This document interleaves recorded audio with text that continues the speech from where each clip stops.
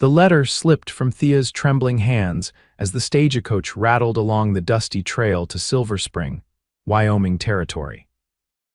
1876 had not been kind to her family, and at 19, not the 25 she'd claimed in her correspondence, she was traveling west to marry a man she'd never met, a cattle rancher who believed her to be a woman of suitable age and experience. First time out west, miss. The elderly woman seated across from her offered a sympathetic smile. Thea nodded, gathering the letter and tucking it into her worn reticule. Yes, madam, mail-order bride. The woman's eyes held no judgment, only understanding. Is it that obvious?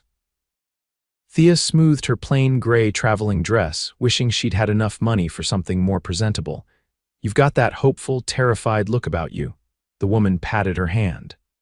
I was the same 30 years ago, left Boston to marry a silver miner in Colorado, never regretted it a day.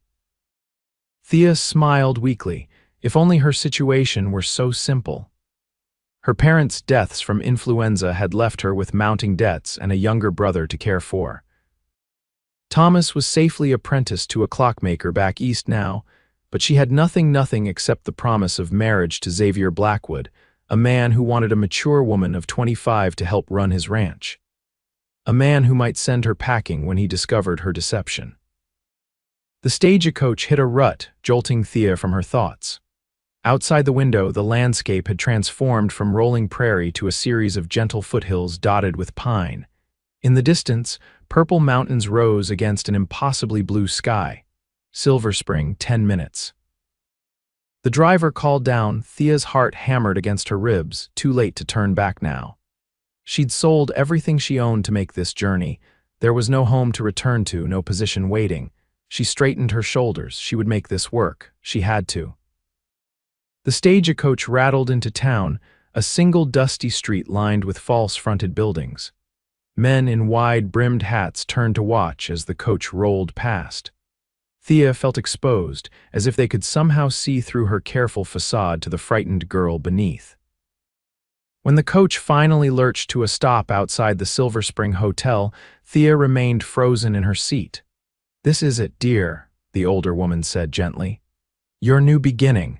Thea nodded, clutching her small valise as she descended awkwardly from the coach. The brightness of the sun momentarily blinded her, and she blinked rapidly, trying to get her bearings. "Miss Sullivan," the deep voice startled her. She turned to find herself looking up a long way up at a man who seemed to be made entirely of hard angles and sun-browned skin. His eyes, startlingly blue beneath the shadow of his hat brim, studied her with unmistakable disappointment. "Mr. Blackwood?" Her voice came out as little more than a whisper. "Xavier Blackwood."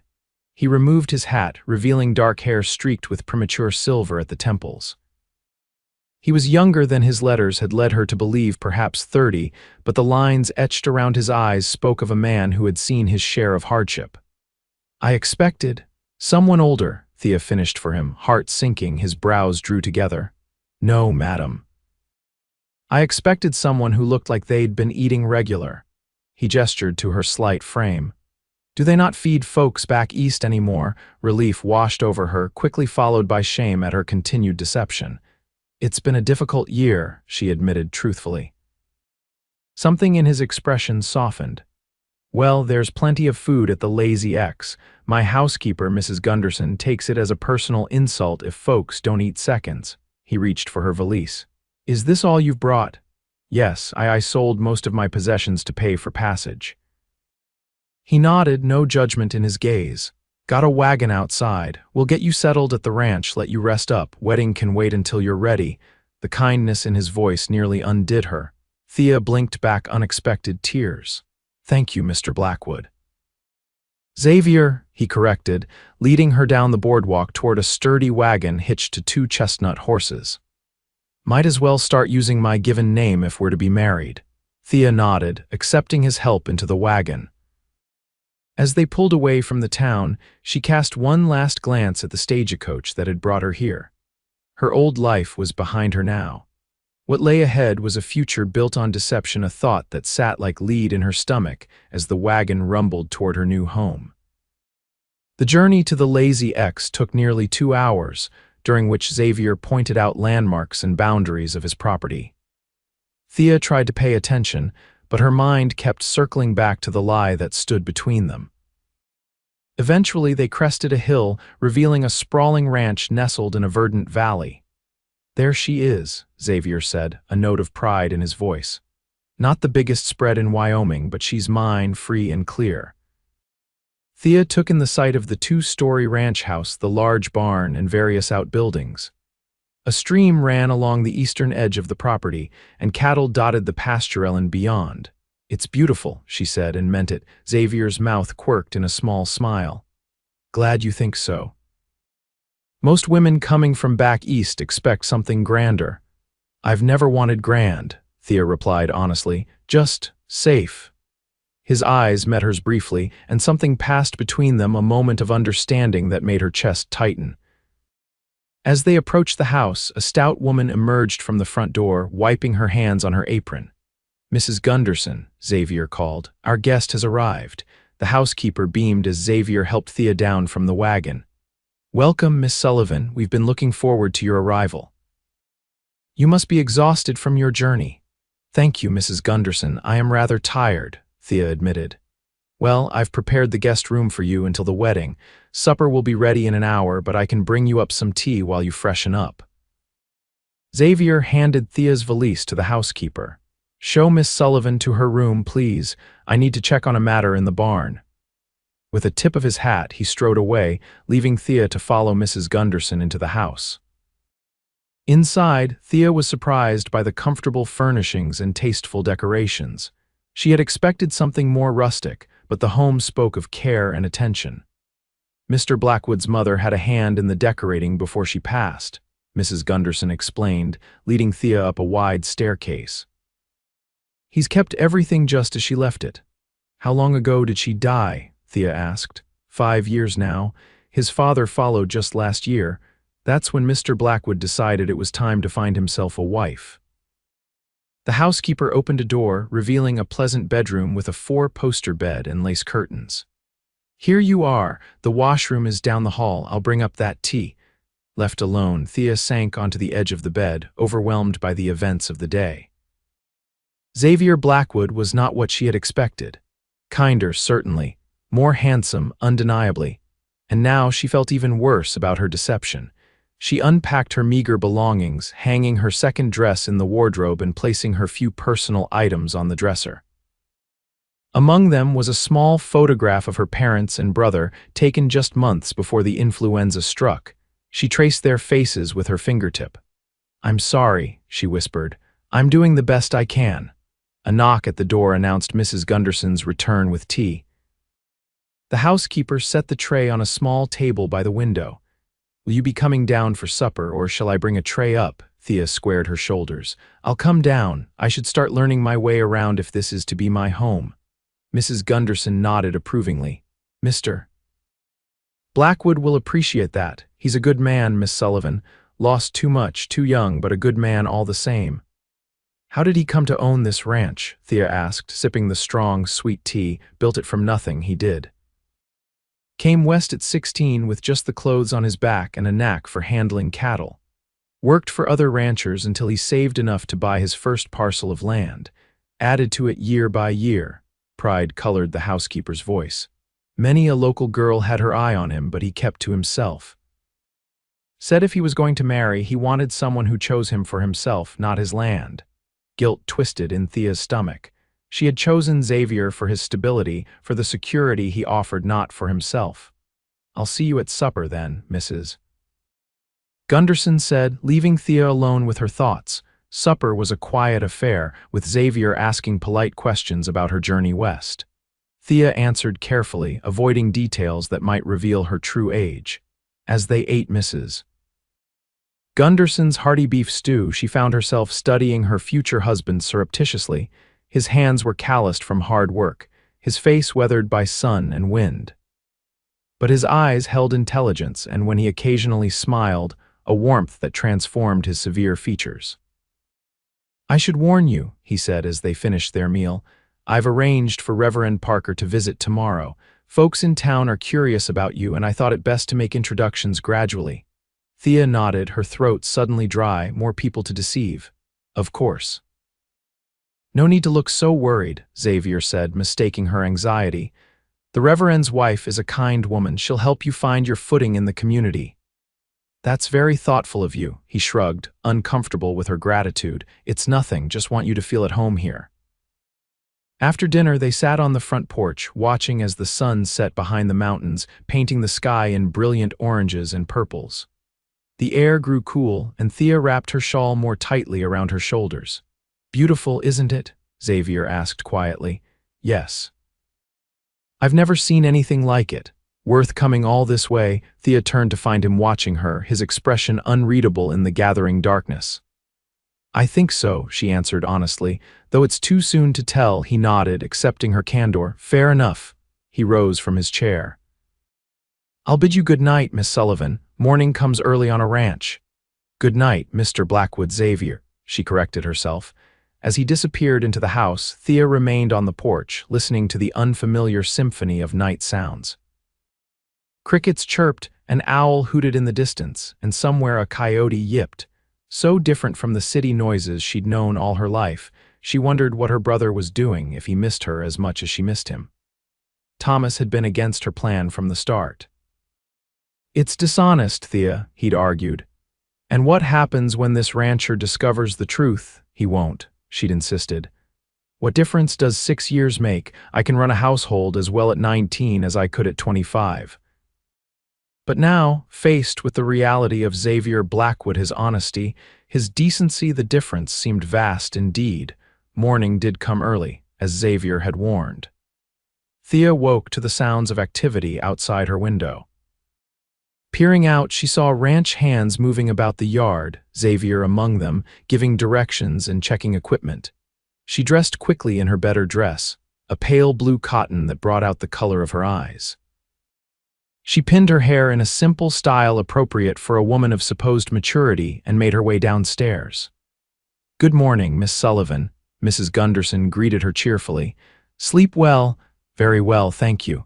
Mr. Blackwood's already had his breakfast and is seeing to the day's work. Said to tell you Reverend Parker and his wife will be here for lunch at noon. Thea glanced at the mantel clock. It was just past 7. Is there anything I can do to help prepare?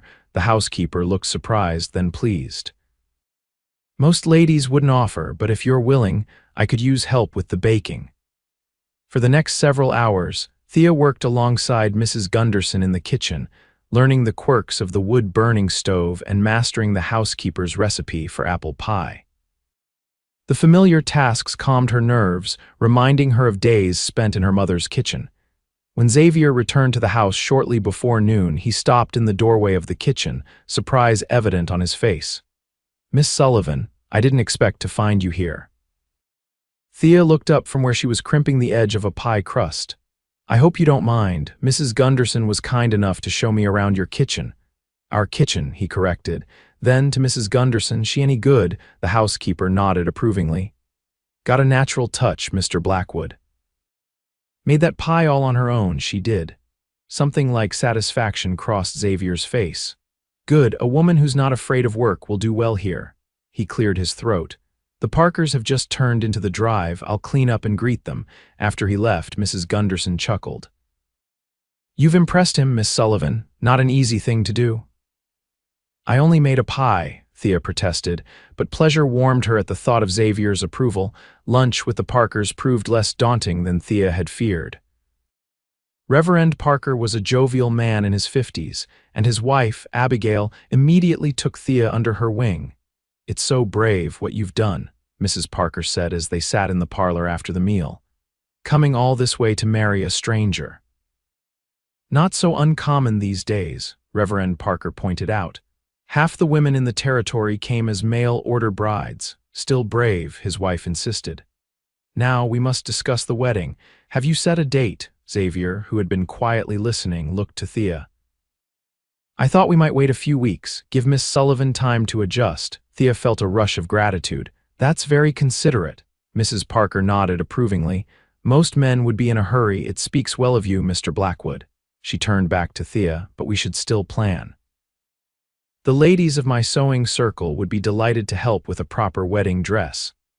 That's very kind, but I couldn't impose nonsense. It's the highlight of our year to welcome a new bride to the community. Mrs. Parker's enthusiasm brooked no argument. I'll bring them to call next week. As the afternoon progressed, Thea found herself warming to the Parkers. They were genuinely kind people, interested in her comfort and well-being. For the first time since arriving, she felt that perhaps she could find a place in this community if only her deception didn't destroy everything. After the Parkers departed, Xavier suggested a tour of the ranch. "If you're not too tired," he added. "I'd like that very much," Thea replied. He helped her into the wagon and they set off across the property. Xavier pointed out the boundaries of his land, the best grazing areas, the spring that never ran dry even in the hottest summers. He spoke with quiet pride of what he'd built, and Thea listened, increasingly impressed by his accomplishments. "What made you decide to come west?" she asked as they paused atop a rise overlooking the valley. Xavier was silent for a long moment. "Necessity at first. My father was a drunk who couldn't hold a job. By the time I was 16, I was tired of watching my mother go hungry." His voice was matter of fact, without self-pity. "I'd read about the opportunities out west, so I hopped a train and never looked back." "You were very young to be on your own," he shrugged. "No younger than many. What about you? What made a city woman decide to become a rancher's wife?" Thea looked away, composing her answer carefully. "After my parents died, there weren't many options. I could work in a factory, become a governess, or marry. None seemed particularly appealing until I read your advertisement. This much, at least, was true. And now, having seen what you're getting into," she met his gaze squarely. "I think I made the right choice."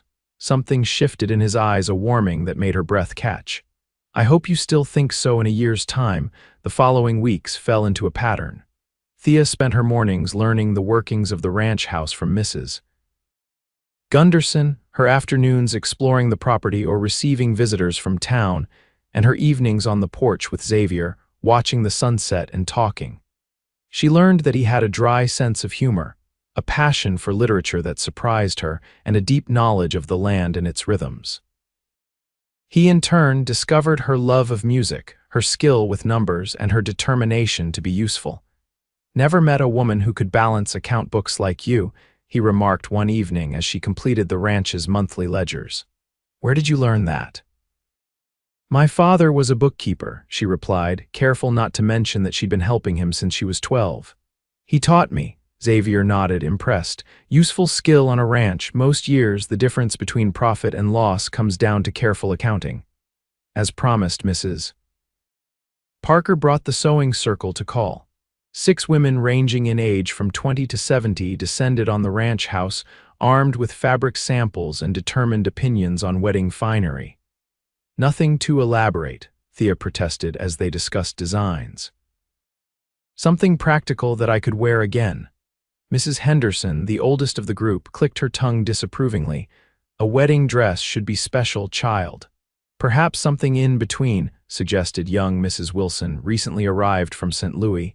"Elegant but not impractical." They eventually settled on a design that satisfied everyone, a gown of ivory silk with simple lines that could later be modified for other occasions. The women took Thea's measurements and promised to return in 2 weeks for the first fitting. As they worked, they shared stories of their own arrivals in the territory, their marriages, their adjustments to frontier life. Thea listened eagerly, gathering wisdom she desperately needed. "The first year's the hardest," Mrs. Parker confided. "Everything's strange and you miss home something fierce, but it gets better." "What if?" Thea hesitated, then pushed forward. "What if you've made a mistake, done something your husband might not forgive?" The women exchanged glances.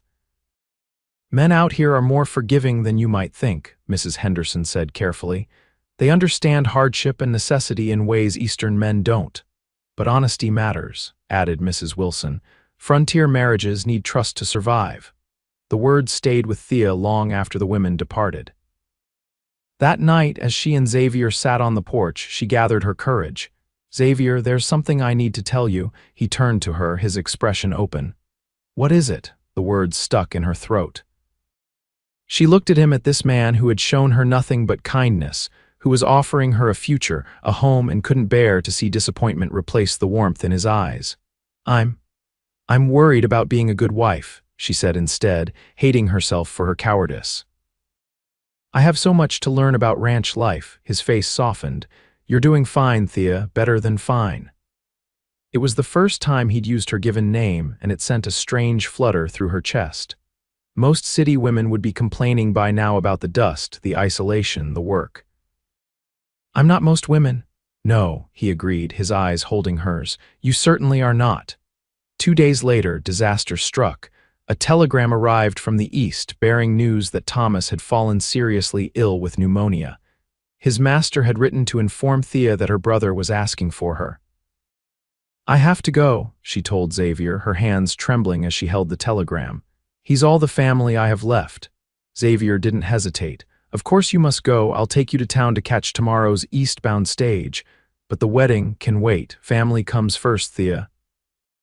His understanding only deepened her guilt. I don't know how long I'll be gone.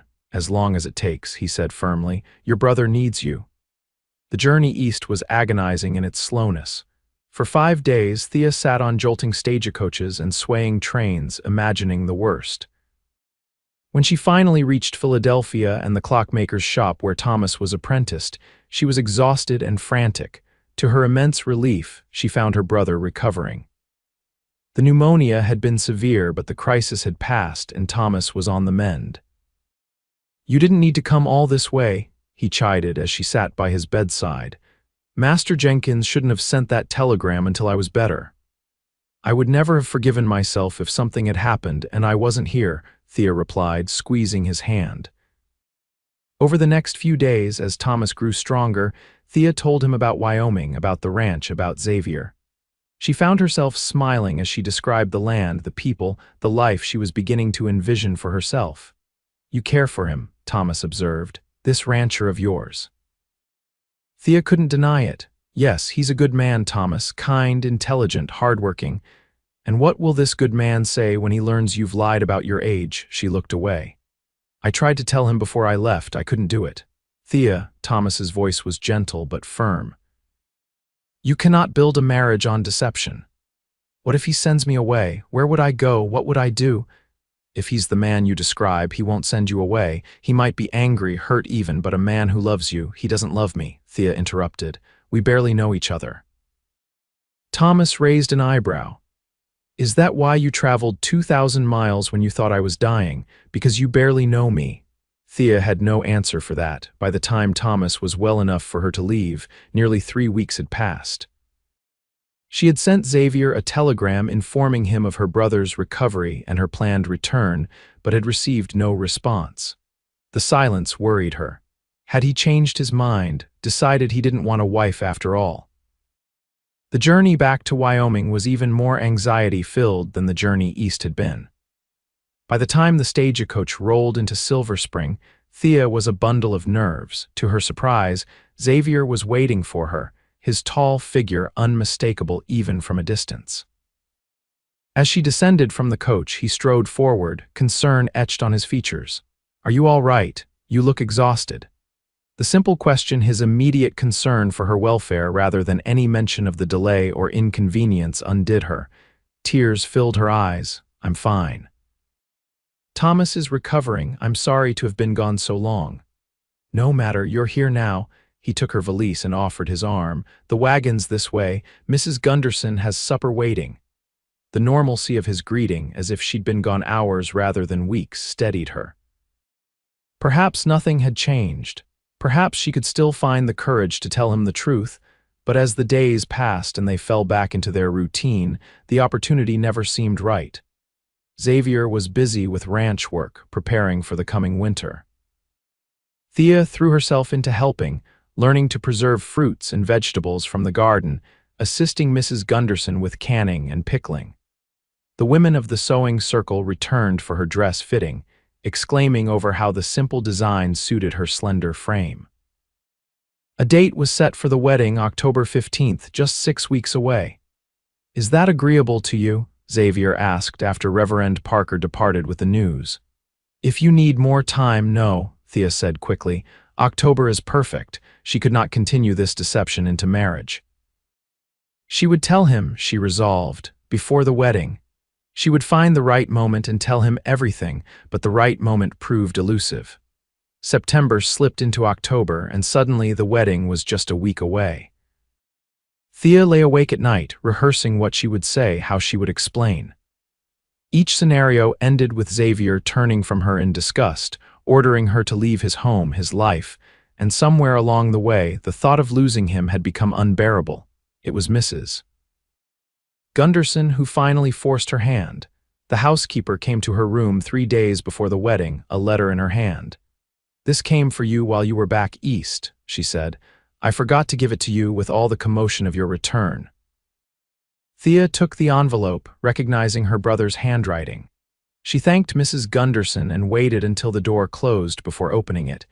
Inside was a brief note from Thomas, written before she'd even reached Philadelphia.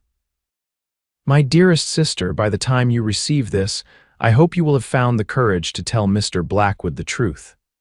Remember what Mother always said, a clear conscience makes the softest pillow. I want you to be happy, Thea, truly happy, and that can only come with honesty. Your loving brother, Thomas." Thea pressed the letter to her chest, tears stinging her eyes. Thomas was right. She had to tell Xavier, and it had to be now, before the wedding preparations advanced any further. She found him in the barn, checking harnesses for the wagon that would take them to town for supplies the next day. "Xavier," her voice sounded small in the cavernous space. "May I speak with you?" He looked up, his expression softening at the sight of her. "Of course, is something wrong?" Thea twisted her hands together. "Not wrong exactly, but there's something I need to tell you, something I should have told you from the beginning." Xavier set down the harness he was examining and gave her his full attention. "Go on," she took a deep breath. "I haven't been entirely truthful with you. In my letters, I told you I was 25 years old. That's not true." His brows drew together. "You're older, Thea, that doesn't matter to me." "No," she forced herself to meet his gaze. "I'm younger, I'm 19, Xavier, I'll be 20 in December." For a long moment he said nothing, his face unreadable. "Then why lie about your age? Your advertisement specified a woman of at least 25, someone mature, experienced." She swallowed hard. "I needed to leave Philadelphia. After my parents died, the debts, there was nothing left. I sold everything to secure Thomas's apprenticeship and pay for my journey here. I couldn't afford to be turned away." Xavier ran a hand through his hair. "So you lied?" "Yes." Thea blinked back tears. "I'm sorry, I've wanted to tell you since I arrived, but I was afraid. Afraid you'd send me away, afraid of having nowhere to go, and then later afraid of losing." She couldn't finish the sentence. "Losing what?" he prompted, his voice gentler than she deserved. "This, the ranch, Mrs. Gunderson, the life I was beginning to imagine." She hesitated, then added softly, "You." Xavier studied her for a long moment. 6 years is a big difference, Thea, I know. Not in the way you're thinking." He stepped closer. "I'm not angry that you're younger. I'm concerned that you felt you needed to lie, that you've been carrying this secret, afraid to tell me the truth." Hope flickered in her chest. "You're not sending me away. Is that what you thought would happen?" He looked genuinely surprised. "Thea, I've come to care for you these past months. Your age doesn't change who you are, your intelligence, your determination, your kindness. But I deceived you," she whispered. "Yes, you did." His tone was serious but not harsh. "And we'll need to talk about that. Trust matters in a marriage, Thea. I need to know you'll be honest with me, even when it's difficult." Marriage. He still wanted to marry her. Relief made her knees weak. "I promise," she said fervently. "No more lies, Xavier, not ever." He nodded, accepting her word. "Is there anything else I should know? Any other secrets?" Thea shook her head. "No, just my age." "Then I believe we still have a wedding to prepare for." He offered his hand, and after a moment's hesitation, she took it. "Unless you've changed your mind." "No," she said quickly. "If you'll still have me, I want to be your wife." His fingers tightened around hers. "Age is just a number, Thea. It doesn't count for much out here. What matters are the moments we choose to spend together, the life we build." He paused, something vulnerable flickering in his eyes. "I've grown rather fond of our evenings on the porch." The simple admission warmed her more than any grand declaration might have. "So have I." They walked back to the house hand in hand, the weight of deception lifted from Thea's shoulders. That evening, as they sat on the porch watching the sunset, the silence between them was comfortable, companionable. "Why 25?" Xavier asked suddenly. "Why not say you were 21 or 22? Thea smiled ruefully. "Your advertisement was specific. Seeking a mature woman of at least 25 years, preferably with experience in household management. I wanted to be sure you would consider my application." He chuckled. "I was trying to avoid giggly young girls with romantic notions about frontier life. I needed a practical partner." "And that's not me," Thea challenged, raising an eyebrow. "You're the most practical 19-year-old I've ever met," he conceded. "Too practical sometimes. I haven't seen you do anything just for the joy of it since you arrived." The observation startled her. When had she last done anything purely for pleasure? Before her parents' deaths, certainly. Perhaps even before that, when responsibility for helping the family make ends meet had fallen increasingly on her young shoulders. "I don't know how," she admitted softly. Xavier rose from his chair.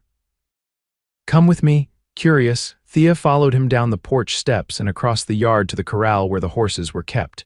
He opened the gate and led her inside, where he whistled softly. A beautiful Palomino mare trotted over. "This is Sunny," Xavier said, stroking the horse's nose. "She's gentle as they come. I thought she might be yours if you wanted to learn to ride." Thea stared at the mare in wonder. "Mine, but I don't know how to ride. I'll teach you." He guided her hand to the horse's velvety muzzle. "Every rancher's wife should know how to handle a horse." The mare nuzzled Thea's palm, warm breath tickling her skin. Something tight in her chest loosened. "When can we start?" Xavier's smile lit his eyes. "Tomorrow, if you like. I'd like that very much." The next morning, Xavier kept his promise. After breakfast, he led Thea to the corral where Sunny waited, already saddled. "We'll start slow," he assured her, showing her how to approach the horse, how to hold the reins, how to mount safely. Thea felt awkward and ungainly at first, perched atop the mare, but Xavier's patient instruction gradually eased her nervousness. By midday, she was walking Sunny around the corral unassisted, a sense of accomplishment warming her. "You're a natural," Xavier called from where he leaned against the fence. "I doubt that," Thea laughed, "but I'm enjoying it. That's what matters." He opened the gate. "Ready to try outside the corral?" For the next hour, they rode slowly around the ranch yard, Xavier on his stallion, River, Thea on Sunny. The rhythmic movement of the horse beneath her was soothing, and the autumn sun warm on her back. For the first time in years, she felt truly free. "Thank you," she said as they returned the horses to the corral. "I didn't realize how much I needed this." Xavier helped her dismount, his hands lingering at her waist.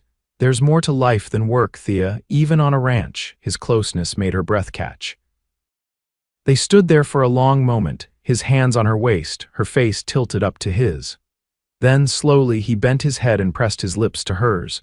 The kiss was gentle, questioning.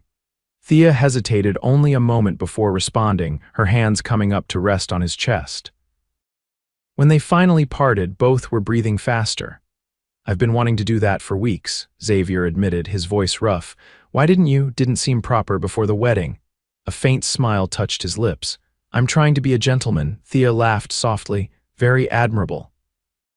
He tucked a strand of hair behind her ear, his touch sending shivers down her spine. "2 more days," he murmured. "Then you'll be my wife." The words held promise and certainty. Thea leaned into his touch, no longer afraid of the future or of her past. The wedding day dawned clear and crisp, the aspens in the hills turned to gold by autumn. In the guest room that had been hers for the past months, Thea sat still as Mrs. Parker and the ladies of the sewing circle helped her dress. The ivory silk gown was more beautiful than she had imagined, simple yet elegant, with tiny pearl buttons down the back and delicate lace at the collar and cuffs. "You look lovely, my dear," Mrs. Henderson said, arranging Thea's dark curls in a sophisticated style. "Like a proper young bride." Young. The word no longer carried the weight of deception. Xavier knew the truth and had accepted her with all her flaws and fears. "Are you nervous?" Mrs. Parker asked, pinning a spray of late-blooming wildflowers to Thea's hair. "A little," Thea admitted, but mostly excited. The older woman smiled knowingly. As it should be. Now I believe we've kept your groom waiting long enough. Downstairs, the parlor had been transformed. Flowers adorned every surface and chairs had been arranged to create an aisle. At the far end stood Reverend Parker, Bible in hand, and beside him Xavier. He had traded his usual ranch clothes for a well-cut suit, his dark hair neatly combed. But it was his expression as Thea entered the room that took her breath away: wonder, admiration, and something deeper, something that made her heart race. The ceremony passed in a blur. Thea was aware of the Reverend's sonorous voice, of Xavier's hand warm and steady around hers, of the simple gold band he slipped onto her finger. And then the Reverend was pronouncing them man and wife, and Xavier was kissing her, a brief, tender kiss that held the promise of many more to come. The small reception that followed was filled with laughter and well wishes. The entire community had turned out to celebrate, bringing gifts and dishes to share. As the sun began to set, Xavier found Thea by the refreshment table. "Ready to escape," he murmured in her ear. She nodded, suddenly shy. They had discussed this. Mrs. Gunderson would stay with her sister in town tonight, giving the newlyweds privacy for their first night as husband and wife. They said their goodbyes, accepting final congratulations and ribald advice from some of the ranch hands. Then at last they were alone in the house that was now truly Thea's home. Xavier took her hand, leading her up the stairs, not to the guest room she had occupied, but to the master bedroom at the end of the hall. "I had Mrs. Gunderson move your things," he explained, opening the door. The room was large and comfortable, dominated by a massive 4-poster bed. A fire crackled in the hearth, casting a warm glow over the polished furniture. "It's beautiful," Thea said, turning in a slow circle to take it all in. "My mother decorated it," Xavier told her. "But it's yours now to change as you wish." "I wouldn't change a thing." She meant it. The room, like the rest of the house, felt like home in a way no place had since her parents' death. Xavier moved to stand behind her, his hands gentle on her shoulders. "Are you happy, Thea?" He asked quietly. She turned to face him, reaching up to touch his cheek. "Yes, happier than I ever expected to be." His eyes darkened. "I want to make you happy, every day for the rest of our lives." "You already do." She stretched up on tiptoe to kiss him, no longer hesitant or uncertain. Xavier's arms came around her, drawing her closer as the kiss deepened. When they finally parted, both were breathing hard. "My wife," he said, wonder in his voice. "My husband," she answered, the words a promise. Later, as they lay tangled in the sheets, Thea's head resting on Xavier's chest, she felt a contentment she had never known. Outside, the wind whispered through the pines, and somewhere in the distance, a coyote called to its mate. "What are you thinking?" Xavier asked, his fingers tracing lazy patterns on her bare shoulder. "That I'm glad I came west," she replied honestly. "Even with the deception, even with the fear, I can't imagine being anywhere but here with you." He pressed a kiss to her forehead. "Nor can I imagine anyone but you by my side." His voice grew serious. "I know we came to this marriage through unusual circumstances, Thea, but I want you to know I'm falling in love with you. Not the woman I thought I was getting, but the woman you truly are." Tears pricked at her eyes. "I love you too," she whispered. "I think I have for weeks now." His arms tightened around her. "Then we're both fortunate indeed." The months that followed were not without challenges. Winter came early to the high country, bringing blizzards that kept them housebound for days at a time. Cattle sickened, requiring Xavier and his men to work around the clock.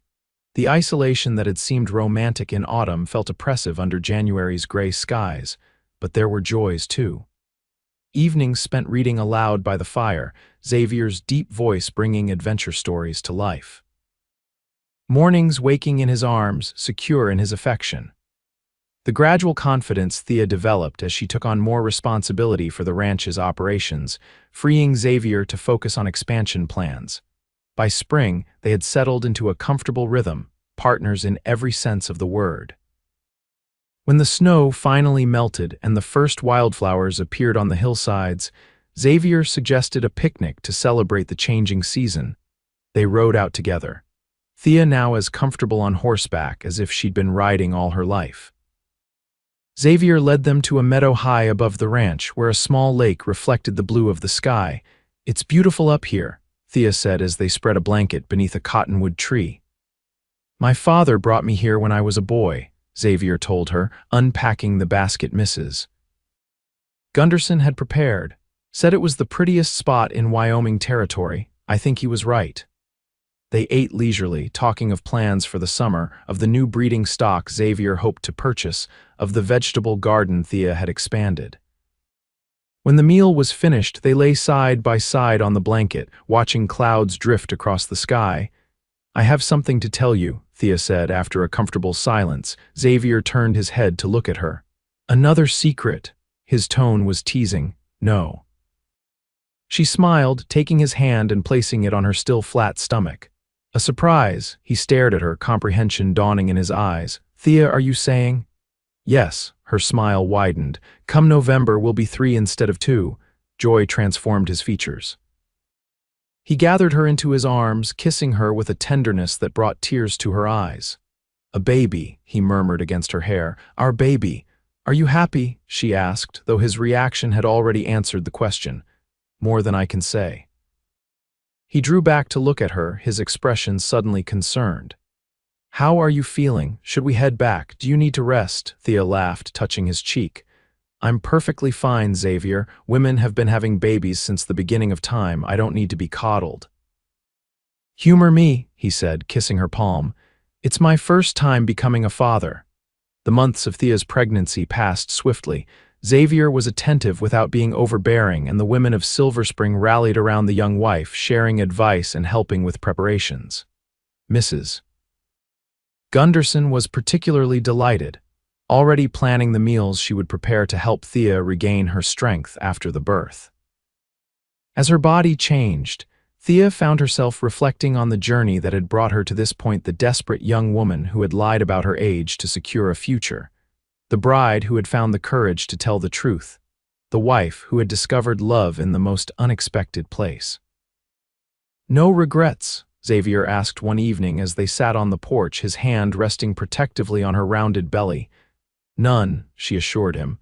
"Except perhaps that I didn't tell you the truth sooner." He shook his head. "Everything happened as it was meant to.